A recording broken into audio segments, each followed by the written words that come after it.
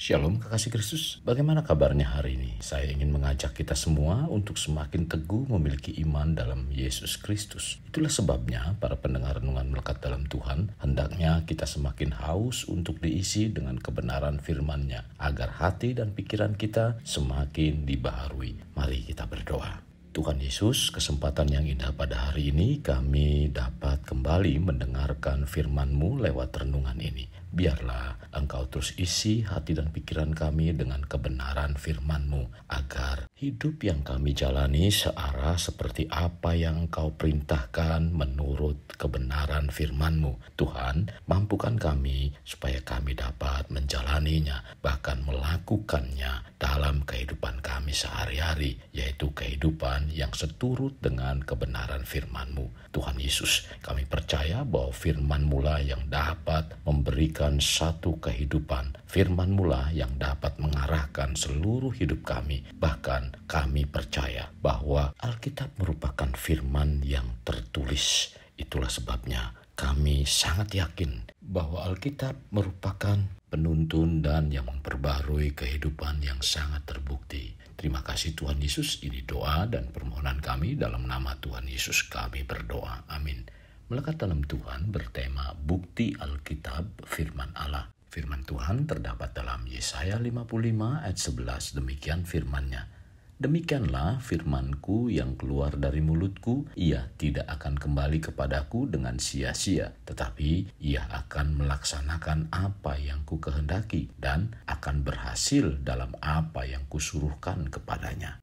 Kita sebagai orang Kristen sudah sepatutnya percaya bahwa Alkitab adalah firman Allah yang disampaikan kepada manusia. Pertanyaannya adalah, bagaimana kita mengetahui bahwa apa yang ditulis dalam Alkitab adalah perkataan Allah? Alkitab adalah pernyataan Allah di mana Allah memperkenalkan diri yang sebenarnya kepada manusia. Dalam Allah memberikan pernyataan dirinya, ini merupakan sesuatu yang sulit dan tidak dapat diketahui secara akal atau pikiran manusia, sehingga pernyataan Allah diberikan kepada manusia dengan cara yang luar biasa dengan membuktikan kebenaran pernyataannya tersebut melalui mujizat. Tercatat dalam Yohanes 3 ayat 2. Ia datang pada waktu malam kepada Yesus dan berkata, "Rabi, kami tahu bahwa Engkau datang sebagai guru yang diutus Allah. Sebab tidak ada seorang pun yang dapat mengadakan tanda-tanda yang Engkau adakan itu jika Allah tidak menyertainya." Pernyataan Allah melalui nubuat tercatat dalam Yesaya 46 ayat 9 dan 10. Ingatlah hal-hal yang dahulu dari sejak purbakala, bahwasannya Akulah Allah dan tidak ada yang lain. Akulah Allah dan tidak ada seperti Aku, yang memberitahukan dari mulanya hal yang kemudian dan dari zaman purbakala apa yang belum terlaksana, yang berkata, keputusanku akan sampai dan segala kehendakku akan kulaksanakan. Alkitab diilhamkan oleh Allah merupakan satu hal yang pasti dan tidak perlu diragukan lagi oleh manusia, dan kita harus yakin sebagaimana tertulis dalam 2 Petrus 1 ayat 21. Sebab tidak pernah nubuat dihasilkan oleh kehendak manusia, tetapi oleh dorongan Roh Kudus. Orang-orang berbicara atas nama Allah. Kita harus mempercayai bahwa apa yang ditulis oleh penulis Alkitab adalah benar, dan Tuhan menjaga apa yang ditulis oleh penulis dari kesalahan dan perkataan-perkataan mereka dari Allah. Bukti bahwa Alkitab benar-benar adalah firman Tuhan, kita perlu meneliti bukti-bukti dari dalam atau internal dan dari luar atau eksternal. Apakah benar tidaknya Alkitab adalah firman Tuhan? Bukti internal bisa terlihat tema-tema dari Alkitab yang bersumber dari Allah sendiri. Salah satu bukti internal bahwa Alkitab adalah firman Allah adalah kesatuan temanya.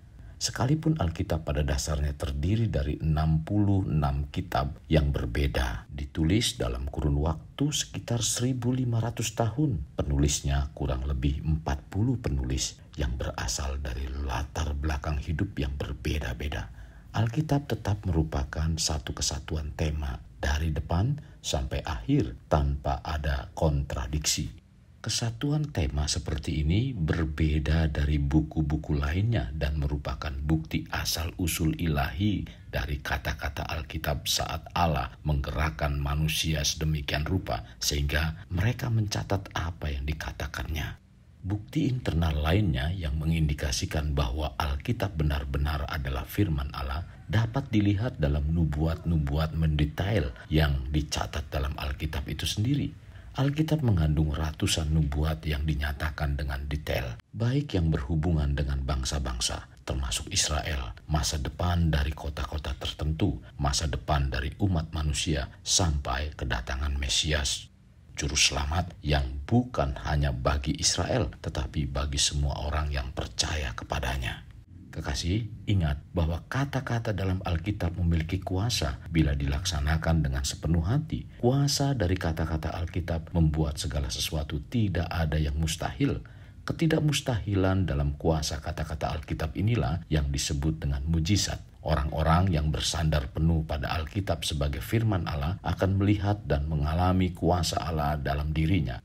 Sebaliknya, orang-orang yang tidak sepenuhnya bersandar pada Alkitab sebagai firman Allah, mereka tidak akan pernah mengalami kuasa Allah dalam hidupnya sehingga wajar mereka meragukan Alkitab sebagai firman Allah.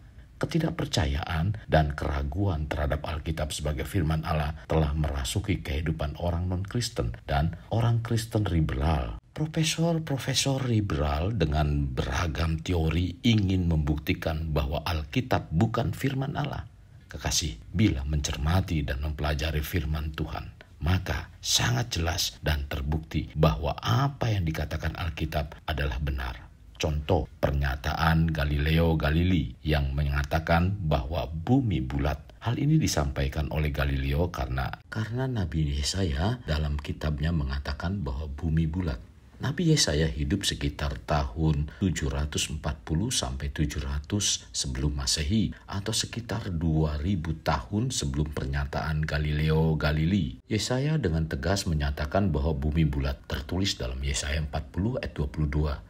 Dia yang bertahta di atas bulatan bumi yang penduduknya seperti belalang. Dia yang membentangkan langit seperti kain dan memangsanya seperti kemah kediaman. Demikian juga Nabi Yesaya menubuatkan kota Babel akan binasa. Tertulis dalam Yesaya 13 ayat 19. Dan Babel yang permai di antara kerajaan-kerajaan, perhiasan orang Kasdim yang megah, akan sama seperti Sodom dan Gomora pada waktu Allah menunggang balikannya.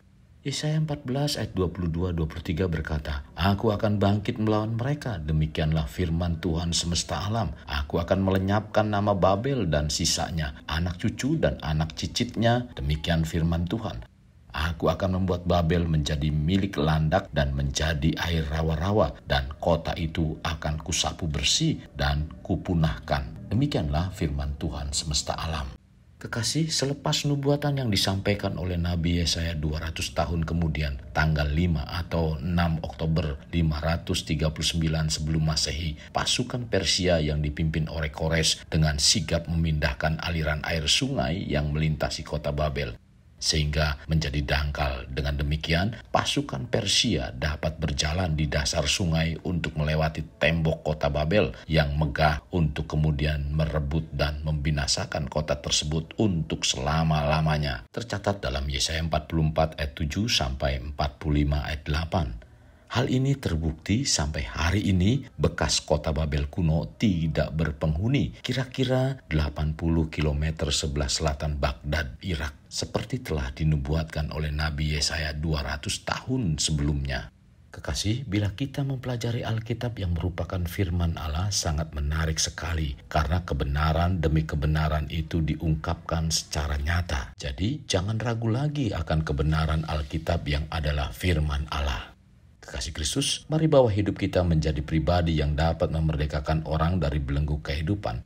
Layaknya terang yang menerangi kegelapan, karena itulah yang Tuhan inginkan pada kita sebagai warga kerajaan Allah. Mari kita berdoa. Tuhan Yesus, terima kasih buat kebenaran firman Tuhan yang disampaikan pada hari ini, di mana firman-Mu menyatakan bahwa benarlah adanya Alkitab adalah firman Allah. Dan itu semua terbukti dalam tema-tema Alkitab yang teratur dan tidak bertentangan satu dengan yang lain. Sekalipun para penulis Alkitab berbeda-beda, bahkan 40 orang yang berbeda dengan kurun waktu yang begitu lama. Tetapi isinya adalah berkaitan satu dengan yang lain. Kalau bukan Engkau yang menyusun, mengatur, dan mengilhami, siapa lagi Tuhan? Karena Engkaulah yang tidak pernah salah. Demikian juga Alkitab yang kami terima saat ini. Terima kasih Tuhan Yesus buat apa yang Tuhan nyatakan lewat kebenaran firman-Mu. Maka dari itu Tuhan, bawa hati dan pikiran kami untuk terus diisi dengan kebenaran itu.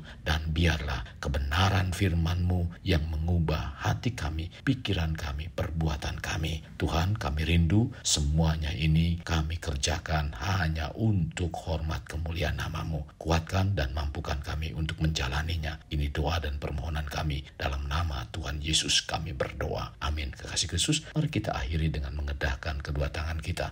Terimalah anugerah berkat dari Allah Bapa, kasih sayang daripada Yesus Kristus, dan persekutuan dengan Roh Kudus yang memberkati, melindungi, dan menyinari engkau dengan wajah-Nya, serta memberi engkau kasih karunia di mana Tuhan menghadapkan wajah-Nya kepadamu dan memberi engkau damai sejahtera. Tuhan juga mencurahkan berkat secara rohani, berkat secara jasmani, dan berkat secara ekonomi, di mana berkat Abraham, berkat Ishak, berkat Yakub dicurahkan dan dilimpahkan dari saat sekarang sampai Maranatha tiba, dalam nama Tuhan Yesus. Amin. Sampai jumpa di renungan berikutnya. Tuhan Yesus memberkati.